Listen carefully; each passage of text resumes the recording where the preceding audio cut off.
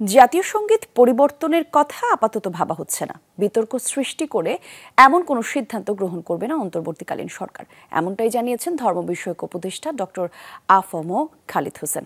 ৩ দিনের সফরে সকালে রাজশাহী মাদ্রাসা এবং মন্দির পরিদর্শন সহ স্থানীয় ধর্মীয় নেতৃবৃন্দদের সাথে মতবিনিময় করেন তিনি।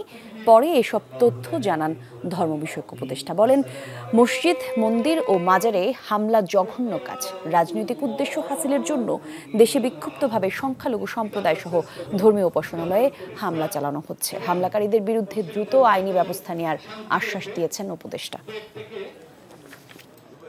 মাজার ভাঙা হোক, মসজিদ ভাঙা হোক, মন্দির ভাঙা হোক, এগুলো গর্হিত কাজ। এগুলো যেগুলো যেভাবে আছে সেভাবে থাকা দরকার। আমরা আপনাদের মাধ্যমে দেশবাসীকে জানাতে চাই, এরকম যদি কোনো ইনসিডেন্ট হয় যেখানে আমাদের কমিউনাল হারমোনি, আমাদের ভ্রাতৃত্ববোধ নষ্ট হয়, আপনারা আমাদের জানালে আমরা মুহূর্তের ভিতরে সেটা আইনগত ব্যবস্থা নেব।